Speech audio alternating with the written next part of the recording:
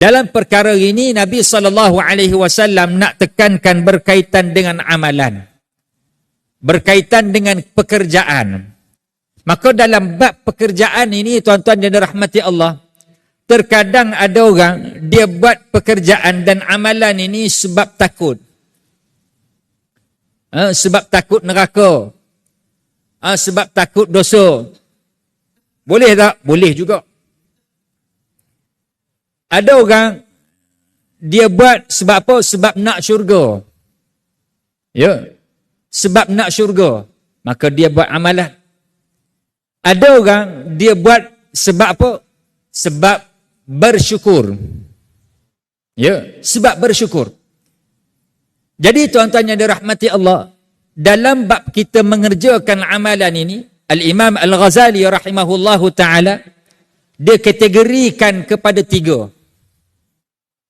Kategorikan manusia dalam bab beribadah, dalam bab beramal ini kepada 3 golongan. Satu ialah golongan hamba. Hamba dengan Tuhan. Macam mana hamba dengan Tuhan? Hamba dengan Tuhan ini, dia akan buat amalan ni, pekerjaan dia, apa sahaja yang Tuhan dia suruh dia akan buat.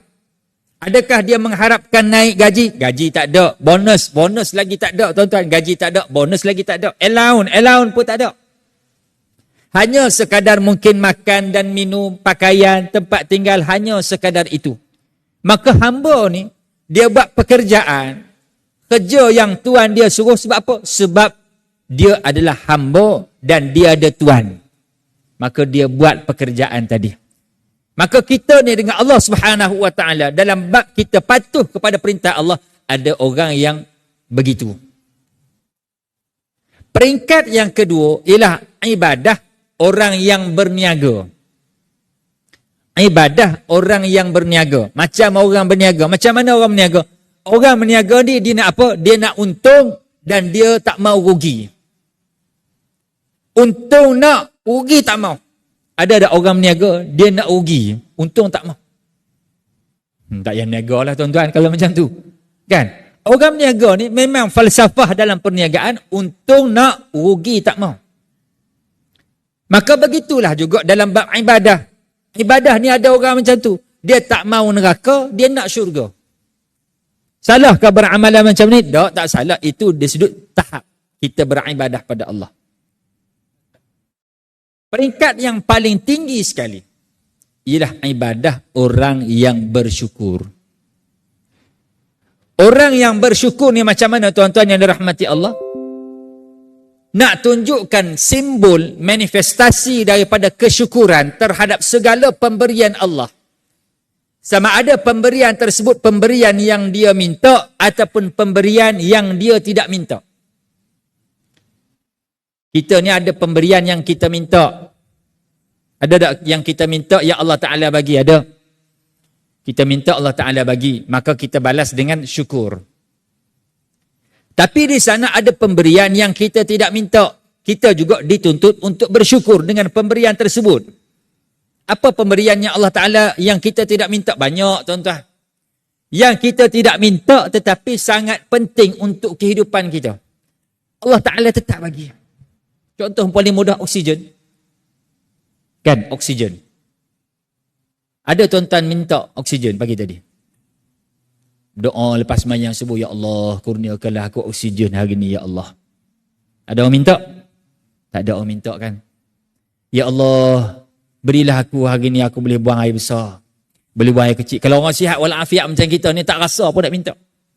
Ya Allah, kurniakanlah aku hari ni boleh berjalan. Kita minta tak? Kita tak minta, tapi Allah Ta'ala bagi. Ya Allah, bagilah mata aku ni boleh berkelip. Kita minta, kita tak minta, tapi Allah Ta'ala bagi. Penting tak untuk tubuh badan kita? Penting tak untuk kesihatan kita? Penting tak untuk kehidupan kita di dunia? Penting. Tetapi tuan-tuan yang dirahmati Allah, pemberian tersebut tidak ada seorang pun yang minta. Maka kita buat ibadah ini sebagai manifestasi daripada simbol kesyukuran kita terhadap pemberian-pemberian yang kita minta ataupun pemberian-pemberian yang kita tidak minta. Sebab nak bersyukur ini Kalau dengan manusia cukup dengan kita ucapkan terima kasih. Itu manusia. Tuan-tuan, kita terima kasih pada manusia. Manusia yang memberi tadi akan ucap sama-sama. Terima kasih sama-sama. Thank you, welcome. Macam tu je. Syukran, afwan. Itu manusia. Tetapi dengan Allah Subhanahu Wa Taala bukan sekadar itu. Apabila Allah Subhanahu Wa Taala bagi sesuatu perkara kepada kehidupan kita. Dalam hidup kita hidup di dunia ni pun Allah Taala bagi. Maka kita kena tunjukkan tanda kesyukuran tersebut. Dia tidak boleh hanya sekadar ucapkan terima kasih, tidak. Sebab dengan Allah Subhanahu Wa Taala, apabila kita bersyukur dengan cara yang betul, dengan cara yang sebenar, Allah Subhanahu Wa Taala akan tambah nikmat tersebut. La in syakartum la azidannakum. Sekiranya kamu bersyukur, aku akan tambah. Sungguh aku akan tambah nikmat tersebut. Manusia ada, tuan-tuan. Manusia kalau dia bagi kat kita, kita ucap terima kasih, dia pun tambah lagi. Ini ambil ni duit 1,000. Nah, terima kasih. Terima kasih, bagi lagi 1,000. Terima kasih, bagi lagi 1,000. Ada tak, tuan-tuan? Tak ada. Itu manusia. Dengan Allah, kita terima kasih dengan Allah, bukan hanya sekadar kita ucapkan Alhamdulillah. Tapi perlu kita fahami maksud dan makna di sebalik ucapan Alhamdulillah itu tadi, dengan kita timbulkan dengan perbuatan serta ibadah. Patuh kita pada perintah Allah Subhanahu Wa Taala. Jadi tuan-tuan yang dirahmati Allah Subhanahu Wa Taala, maknanya ini dari sudut darjat dan tingkatan dalam ibadah. Oleh kerana itu tuan-tuan yang dirahmati Allah, dalam bab ibadah, dalam bab beramal ini tuan-tuan yang dirahmati Allah, kita mesti ada dorongan-dorongan. Maka yang tadilah yang menjadi dorongan kita. Dorongan kita ni tuan-tuan yang dirahmati Allah Subhanahu Wa Taala, kalau dorongan yang sebenar disebutkan oleh para ulama, berpunca daripada dua benda. Dalam bab pengabdian kita pada Allah Subhanahu Wa Taala ni berpunca daripada dua benda. Dalam kita nak beramal ini ada dua benda yang menjadi dorongan kita. Segala apa yang kita lakukan dalam dunia ni semuanya ada dorongan. Ya, ada dorongan. Tuan-tuan nak makan ada dorongan, tuan-tuan nak kahwin ada dorongan. Nak kahwin lagi pun ada dorongan. Hak dah kahwin ni, nak kahwin lagi pun ada dorongan. Kadang-kadang dia tak mau pun, tapi kawan-kawan nak main. Ni nak tengok gagah tak gagah, nampak gelang tangan ni besar ibu jari, belah kanan kokka, kan, belah kiri dengan rantai besi. Nampak gagah. Nikah seorang nampak tak berani. Cabaran, kan? Asal tak mau pun, tapi sebab dorongan daripada kawan. Try lah juga. Kan? Dalam bab makan pun ada dorongan. Kita nak makan ada dorongan. Ada dorongan sebab lapar. Ada dorongan sebab apa? Sebab nampak menarik. Ada dorongan sebab apa? Sebab nampak sedap. Itu dorongan. Maka dalam bab beramal pun ada dorongan. Kita nak semayang sunat, ada dorongan. Kita nak datang masjid awal, ada dorongan tak, tuan-tuan?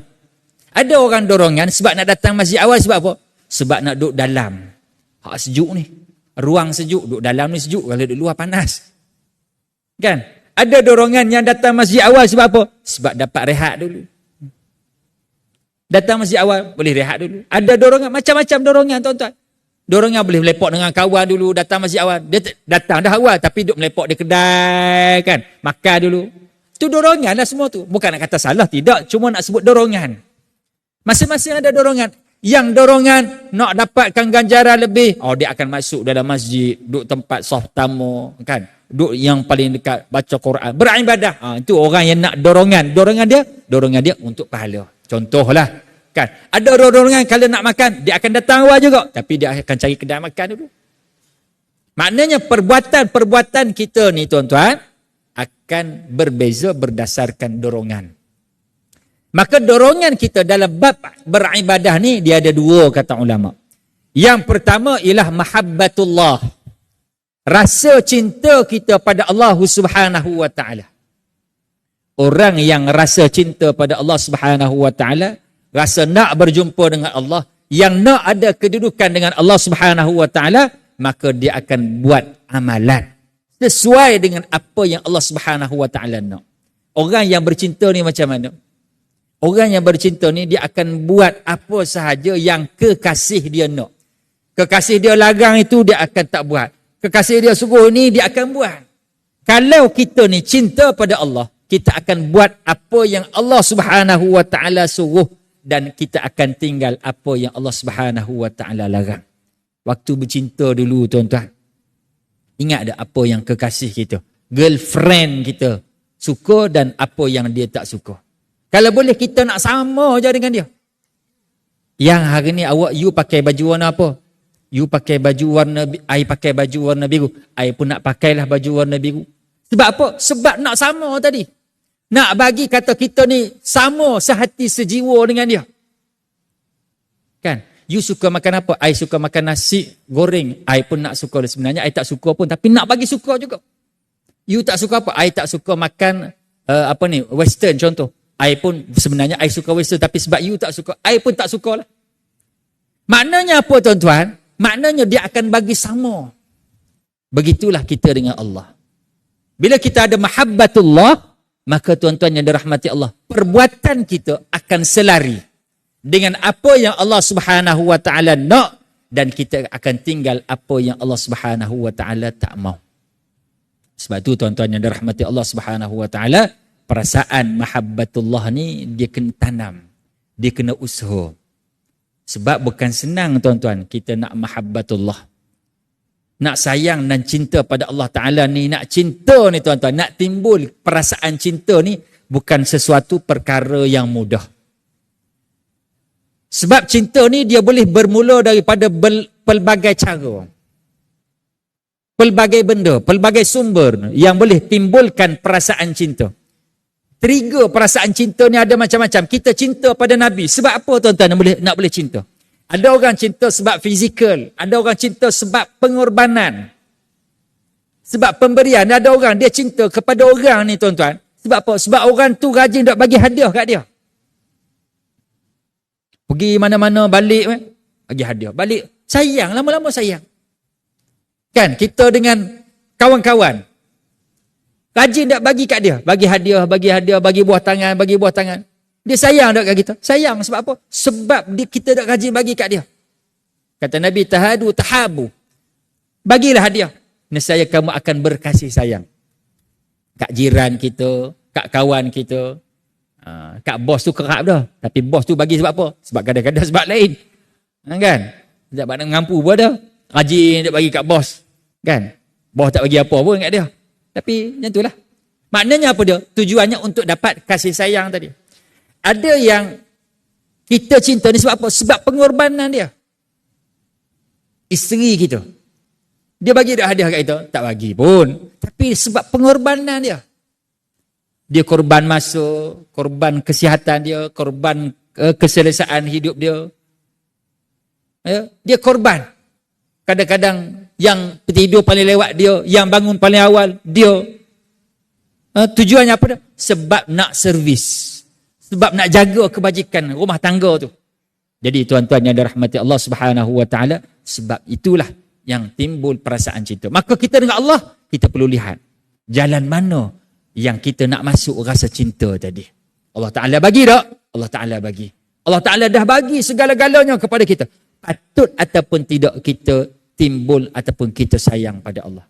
Sebab apa tak timbul lagi rasa sayang? Sebab kita tak sedar dan kita tidak hargai apa sahaja pemberian yang Allah Subhanahu wa taala kurniakan kepada kita. Itu yang pertama. Yang kedua tuan-tuan yang dirahmati Allah, untuk beramal ini, ya, nak dapat yang apa Nabi SAW sebut tadi, ialah kita kena ada ta'zimullah. Kita membesar dan mengagungkan Allah. Dengan kita mengagungkan Allah Subhanahu wa taala, apa akan jadi tuan-tuan? Kita akan terelak dan terjaga daripada melakukan sebarang maksiat. Maksiat ni tuan-tuan yang dirahmati Allah Subhanahu wa taala, kita ni dengan Allah, kalaulah kita ni tuan-tuan tak rasa Allah Taala lihat, apa akan jadi? Kita akan buat apa sahaja. Kita akan buat apa sahaja. Ibarat macam kita ni, kita percaya dengan Allah. Kita respect Allah Subhanahu wa taala. Maka tuan-tuan yang dirahmati Allah Subhanahu wa taala, dengan sebab itu tuan-tuan yang dirahmati Allah, apabila kita respect, kita percaya Allah Taala tengok diri kita ni, apa akan jadi tuan-tuan? Kita akan jadi orang yang sentiasa berjaga-jaga dengan amalan kita, dengan pekerjaan kita. Nak patuh pada perintah Allah, buat yang terbaik. Ya. Kita respect pada Allah Subhanahu wa taala, nak buat ibadah, kita akan buat dengan cara yang baik. Semayang, angkat takbir bagi betul, baca bagi betul, tasbih bagi betul, sujud dengan penuh khusyuk, penuh tawaduk, penuh merendahkan diri pada Allah Subhanahu wa taala. Sebab kita ada respect, sebab kita ada ta'zimullah, kita membesarkan Allah. Begitu juga tuan-tuan yang dirahmati Allah, apabila kita ada ta'zimullah, membesarkan Allah, kita akan terelak dan terjaga, dan kita akan berusaha untuk menghindarkan diri kita daripada melakukan sebarang maksiat. Jadi tuan-tuan yang dirahmati Allah Subhanahu wa taala, mudah-mudahan dengan tazkirah ringkas ini dapat kita ambil panduan dan pengajaran untuk sama-sama kita berusaha menjadi insan yang terbaik, insan yang bertakwa. Mudah-mudahan kita mendapat keampunan dan rahmat daripada Allah Subhanahu wa taala. Aqulu qawli hadza wa astaghfirullahal azim li wa lakum. Wassalamu alaikum warahmatullahi wabarakatuh.